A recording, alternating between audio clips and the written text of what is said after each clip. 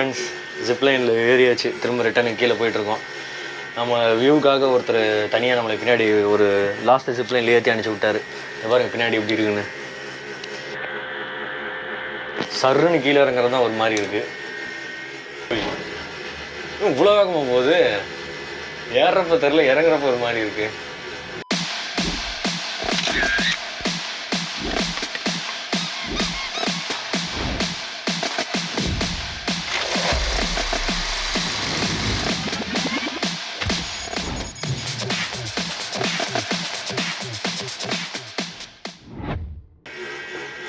Helipad எவ்வளோ பேர் வச்சுருக்காங்க. ஹெலிபேட் வச்சுருக்காங்க ஃப்ரெண்ட்ஸுங்க. இந்த விவிஐபி வந்தால் இறங்குவாங்கன்னு நினைக்கிறேன். நம்ம இன்னும் ஃபோட்டோஸ் எடுத்துருக்கோம். என்ன இருக்குது மொட்டை வெயிலில் ஃபோட்டோவில் ஒன்றும் தெரியாது. நிழலாக இருந்தால் கூட எடுக்கலாம். அவ்வளோதான். ஜடாயு ஸ்டாச்சு பார்த்தாச்சு. அது எதை போட்டுருந்துச்சு எர்த் சென்டரான்னு பார்த்தீங்களா?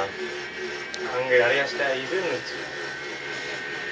இன்னும் போட்டிருந்தாங்க யார் யார் என்னென்ன பண்ணோம், யார் யார் இதுக்கு வந்து டெடிகேட் பண்ணுறது அதெல்லாம் போட்டுருந்துச்சு. ஹிஸ்ட்ரி மாதிரி. ஆனால் அது எர்த் சென்டர்லாம் போடல. எர்த் சென்டர்னு ஏன் அதுக்கு பேர் வந்துச்சுன்னு தெரில. நாங்கள் எதாவது பார்த்து நான் உங்களுக்கு சொல்கிறேன். நான் பொறுமையாக போதுங்க. செட்டாக அனுப்பிச்சி விட்றாங்க.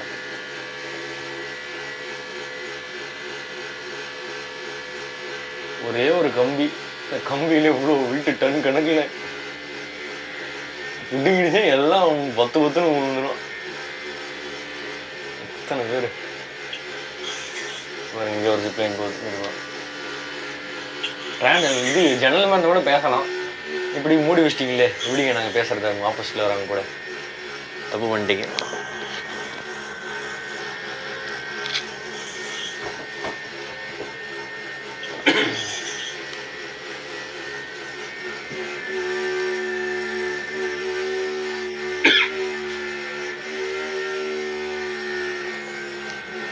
இதுக்கு எப்படி கரண்ட் வரும்? மோட்டார் ஓடுது, ஒயர்லேயே கரண்ட் பாஸ் ஆகுது. இல்லை மேலே பேட்டரி இருக்கும். அதிசயமாக இருக்குது. அந்த ஒயர்லேயே கரண்ட் பாஸ் ஆகுன்னு நினைக்கிறேன் சார். எனக்கு தெரிஞ்சு அப்படியே இல்லை, உள்ள பேட்டரி வச்சுருக்கலாம். இந்த மேலே ஸ்பேஸ் இருக்கு. லைட்டு எல்லாம் வச்சுருக்காங்க. அவ்வளோதாங்க. இன்னும் இப்போ கொஞ்சம் ஃபாஸ்ட்டாக இறங்க ஆரம்பிச்சிருச்சு. ஒரு இடத்துல மட்டும் சர்ன்னு இறங்குனுச்சு. இப்போ இறங்கும்னு நினைக்கிறேன். இதில் இறங்குது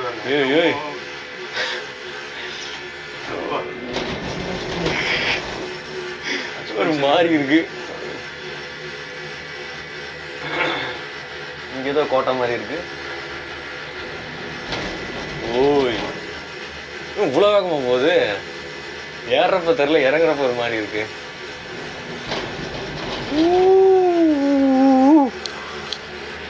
பாருங்க பின்னாடி ஒரு மலை மேலே கட்டி வச்சிருக்காங்க. பேட்டரி கண்டுபிடிச்சாச்சு. பேட்டரி. இந்த பேட்டரினால தாங்க எங்கள் ஃபேன் ஓடுது. இருக்கா? இருக்கு. ஆஃப் பண்ணு. ஆமா, எல்லாம் நின்ற போகுதுடா. இந்த சுவிட்ச் போட்டாலும் இந்த ஃபேன் ஓடுது. ஆஃப் பண்ண எப்படி இருக்கு பார்ப்போம். ஓ, அந்த எக்ஸாஸ்ட் இது மாதிரி தான் இருக்கு. பாருங்க, இதனாலதான் இந்த இதுக்குள்ளேயே காத்து வருது. செம்மையா இருக்கு. அமைதியா அமைதியா இருக்கா? மூச்சு முடிச்சு எடுத்துட மாட்டேங்குது. போடுறா. வேகுது அப்படியே லைட்டா. அதுக்குதான் வச்சிருக்காங்க. இப்பதான் நல்லா ஒரு காத்து வருது. இன்னும் கொஞ்சம் பெருசாக போட்டிருக்க மாட்டானுங்க. இந்த பேட்டரிக்குள்ள தான் ஓடும் போல. அவ்வளோதாங்க, கீழே வந்தாச்சு. கடலே தெரில பாருங்க. எவ்வளோ 20 கிலோமீட்டர் தான் அதுக்குள்ள கடலே தெரில. அந்த பக்கம் இருக்க இந்த சைடு தான். இங்கே என்ன டைரக்ஷன் தெரில. நாங்கள் சொன்ன மாதிரி ஒன்றும் தான் இல்லை. இதுக்கு 600. எவ்வளோ? 650? 550 எல்லாம் சேர்த்து, ரெண்டும் சேர்த்து போயிட்டு ரிட்டர்ன் வரக்கா? ரெண்டு அதிகம்தான். பழனி எவ்வளோ? 60 ரூபா 50 ரூபா தான். ரொம்ப லேட் ஆகும் உங்களுக்கு வரதுக்கு. அதனால தான் அங்கே அவ்வளோ பேர் வெயிட் பண்ணி கடைசியில் நடந்தே போகிறது. 550ங்க. ஒரு 600 வச்சுக்கலாம் ரவுண்டாக. 600க்கு மேலே போய் பார்த்துட்டு வரலாம் வெயிலில், மொட்டை வெயிலில். கேரளா கண்டிப்பா அந்த வேலை இருந்துச்சுன்னா பார்க்கலாம். இதுக்காக வரணுமான்னு கேட்டால் வேஸ்ட்டு. ஆடுது பாருங்கெல்லாம் குதிச்சுறாங்க. ஆமாங்க, இன்னும் க்ரௌடு அதிகமாகிடுச்சு. இந்த வீக்ஸ் நல்லா இருக்குது. நம்ம இது சும்மா டப்பா மாதிரி இருக்குல்ல, க்ரௌடு வந்துடுச்சு. க்ரௌடு ஃப்ரெண்ட்ஸ் போகிறப்போ யாருமே இல்லை. இப்போ வரப்போ பார்த்தீங்கன்னா கொஞ்சம் நிறையா க்ரௌடு இருக்குது. மேலே யாரும் ரொம்ப நேரம்லாம் இருக்காது. நம்ம மாதிரி 1/2 மணி நேரம் கட்டினாரு. ஆமாம், என்ன இருக்குது ஒன்றும் இல்லை. மேக்ஸிமம் அவ்வளோதான். யாருன்னு வந்து பார்க்குறது ஃபோட்டோ எடுக்கிறதுக்காக வரணும், அவ்வளோதான். ஃபோட்டோ வரலாம் அந்த ஆளுக்காக. ஆமாம், அவ்வளோதான். பண்ணுறதுக்காக திறந்து விடுங்கய்யா, அதே திறக்குமோ. ஃப்ரெண்ட்ஸ் இறங்கியாச்சு. வீல் என்னது, ரோப் கார். ஆப்ரேட்டர் உள்ளே இருக்காருங்க. பாய் வாழ்க்கை நாடகமா. எல்லாம் தமிழ் ஆளுங்க தான் இருக்காங்க. சரிங்க, இப்போது நெக்ஸ்ட்டு அப்படியே கிளம்ப வேண்டியது தான். தமிழ்நாடுக்கு தான். திரும்ப கொச்சின் வழியாக போகிறோமா இல்லை எந்த வழியில் போகிறோம் தெரியல. மேக்ஸிமம் கொச்சின் வழியாக தான் போவோம். கொச்சின் வழியாக போயிட்டு போகிற வழியெல்லாம் சாப்பிட்டுட்டு வேறு ஏதாவது இடம் இருந்தால் பார்த்து எக்ஸ்ப்ளோர் பண்ணிட்டு அப்படிலாம் அப்படியே ஸ்ட்ரெயிட் ரூட்டு தான். ஃப்ரெண்ட்ஸ், நீங்கள் நம்ம வீடியோவை சப்ஸ்கிரைப் பண்ணாமல் பார்த்துட்டீங்கன்னா மறக்காமல் சப்ஸ்கிரைப் பண்ணிக்கோங்க. சப்ஸ்கிரைப் பண்ணிட்டு பெல் பட்டன் ப்ரெஸ் பண்ணிக்கோங்க. அப்போ தான் நம்ம போடுற வீடியோஸ் நம்ம டக்குன்னு வரும். இங்கே தான் வந்து ஃபோட்டோ எடுத்த வியூ ஆகும்னு நினைக்கிறேன். இங்கேயா ஃபோட்டோ எடுத்தது தந்தாங்களே? ஆமாம், இங்கே தான் ஃபோட்டோ எடுத்தாங்க இல்லையா? கேட்டு மெமரிஸ் இதா. அந்த ஃபஸ்ட்டு நம்மளை ஃபோட்டோ எடுத்து கொடுத்தாங்க. பின்னாடி பேக்ரவுண்டு வருங்க. இது ஃப்ரீயா? ஃப்ரீயாக இருக்காது கண்டிப்பாக.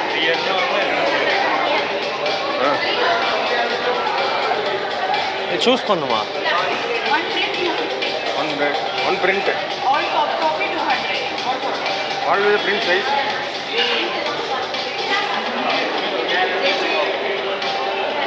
எடுக்கிறீங்களா? வேண்டாம்ல? சாஃப்ட் காப்பி வேண்டாமா? வேணாம், விடுங்க, நம்ம இதுலேயே எடுத்துக்கலாம். எடுத்ததுக்கப்புறம் சொல்கிறாங்க.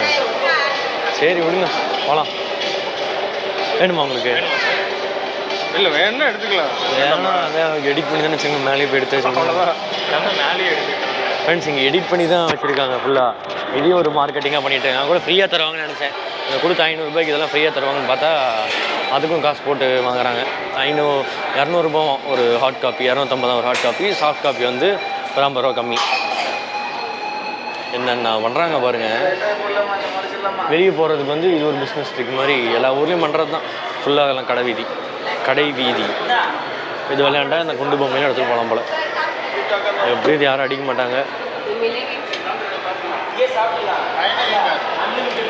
ஃபுல்லாக தமிழ் ஆளுங்க தான் இருக்காங்க.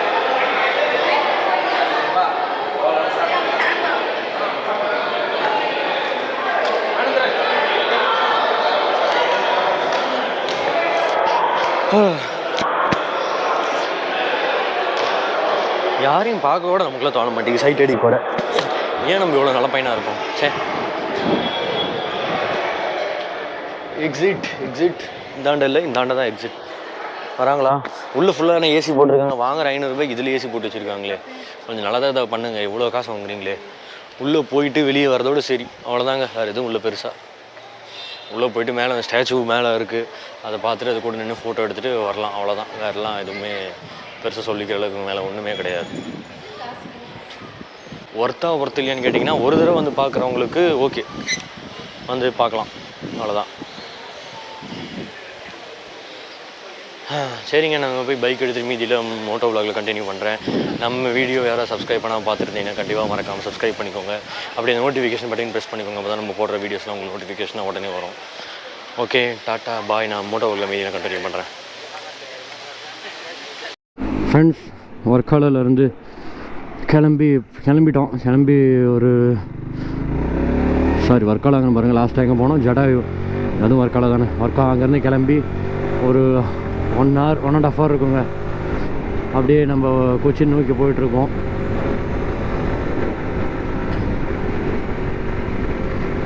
கொச்சின் போகணுன்னா இப்போ ஆலப்புழா வழியாக போகலான் இருக்குங்க. அப்படியே பீச் ஓரமாக போயிட்டு அப்படியே போகலான் இருக்கோம். இங்கே ஆல்ரெடி பார்த்தீங்கன்னா 3:10 ஆகிடுச்சு. இங்கே வந்து ஹைவேஸே இல்லைங்க, எல்லாம் வந்து இந்த மாதிரி ரோடாகவே இருக்குது. நம்ம ஆளுங்க முன்னாடி போயிட்டாங்க, போய் சேஸ் பண்ணி பிடிக்கணும். ஐயோ வாழ்க்கையே ரொம்ப கஷ்டமாக போகுதுங்க. தெரியாமல் சில பல வேலைகள், சில பல ஒரு ரிலேஷன்ஷிப்லாம் போய் இறங்கி,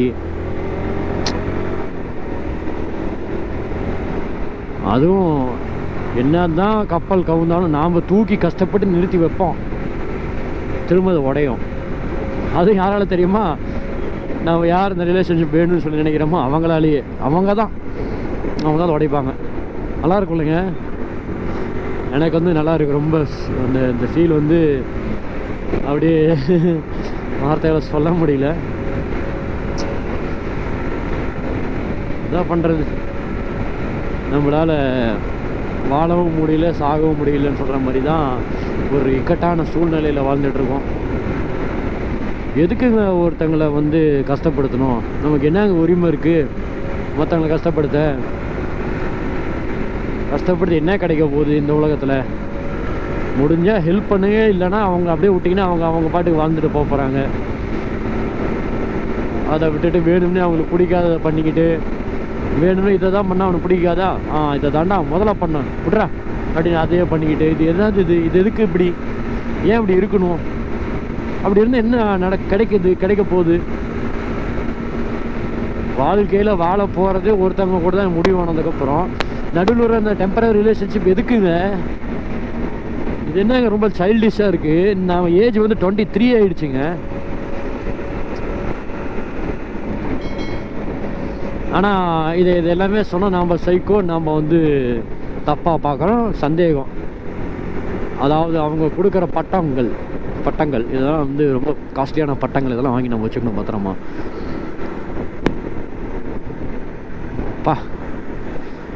எவ்வளவோ பார்த்துட்டேன் வாழ்க்கையில். ஆனால் இதை பார்த்துட்டு இதை விட்டு வெளியும் வர முடியல, உள்ளேயும் கரெக்டாக போக முடியல. நம்மளால் ஒருத்தங்க கஷ்டப்படுறாங்கன்னு தெரிஞ்சால் அது வந்து என்ன சொல்கிறது, அதை அப்பயே நினச்சி மாற்றிக்கணும். அதுதான் மனுஷன். அப்படி இல்லை நான் அந்த உலகத்தில் எதுக்குங்க வாழ்கிறான்?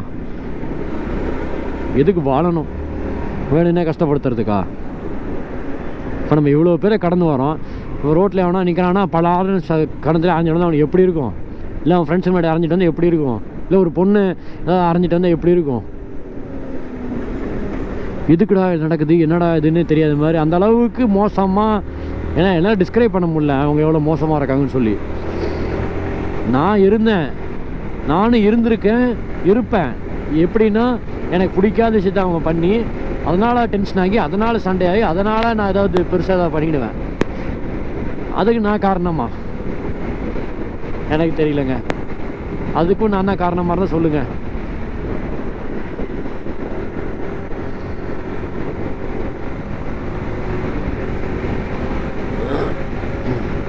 நான் வாளுங்களை விட்டாச்சு, எங்கே போனாங்கன்னே தெரில.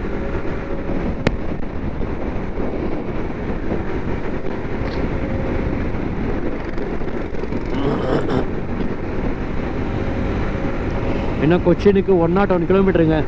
3 மணி நேரம் காட்டுது. அப்புறம் கொச்சின்லேருந்து அங்கே ஒரு 4 மணி நேரம். 6 மணிக்கு போகலான்னு காட்டுதுங்க கரெக்டாக. 6 மணிக்கு தான் கொச்சின் போவோமா?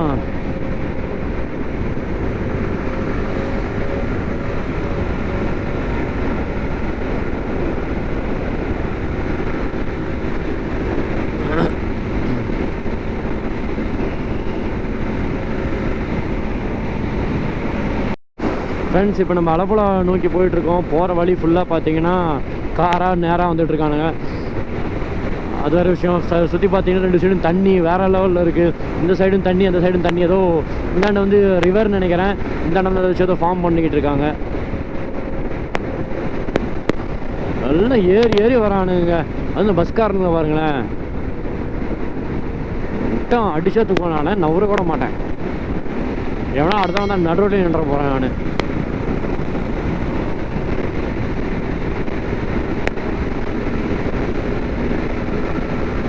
வா 102. ஸ்ட்ரெயிட் ரோடுங்க, வேற மாதிரி. கொஞ்சம் கூட ரோடு வந்து வளையல, ஸ்ட்ரெயிட்டாக இருக்கு பாருங்க. அப்படியே நேராக அப்படி நூல் பிடிச்சி போட்ட மாதிரி, வேற மாதிரி.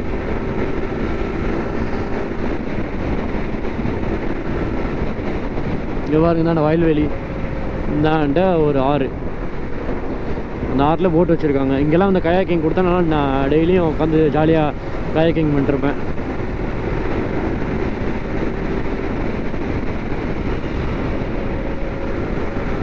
அலப்புழா பக்கமாக வந்தோடனே அந்த அலப்புழா ஃபீல் வருதுங்க. அந்த அலப்புழா ஊர் ஃபுல்லாக இப்படி தான் இருக்கும்னு கேள்விப்பட்டிருக்கேன்.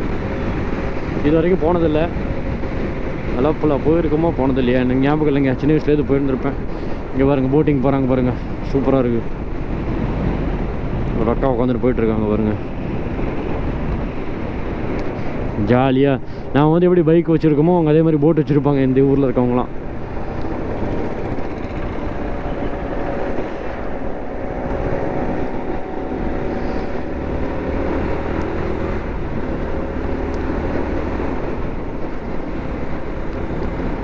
டாகி வந்துடாது. ஆமாம், எப்படி தண்ணியிலே வீடு கட்டியிருக்காங்க? எதுவும் இந்த பேஸ்மெண்ட்டில் இதாகிடாதா? அப்பா, நான் ஸ்டாப்பாக வந்துகிட்ருக்கோம். வர்க்காலாவில் இருந்து கிட்டத்தட்ட ஒரு 80-90 கிலோமீட்டர்ஸ் இருக்கும். எங்கேயுமே நிறுத்தலை. அவங்க அநேகமாக நிறுத்த சொல்லுவாங்கன்னு நினைக்கிறேன் இன்னும் கொஞ்சம் நேரத்தில். நான் ரைமிங்காக பேசுகிறேன், நிறுத்தலை. இன்னும் கொஞ்சம் நேரத்தில் சொல்லுவாங்கன்னு நினைக்கிறேன் நிறுத்த. ரைமிங் வரல, ஃபஸ்ட்டு பேசினா போச்சு.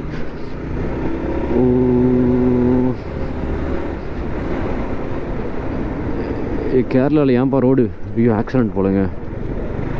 ஓ ஷிட், ஆமாம், ஏதோ ஆக்சிடெண்ட் இப்போ தான் ஆயிருக்கு. இந்த தண்ணி மூமெண்ட்டில் இருக்க மாதிரியே தெரிலைங்க. சூப்பராக இருக்குது தண்ணி.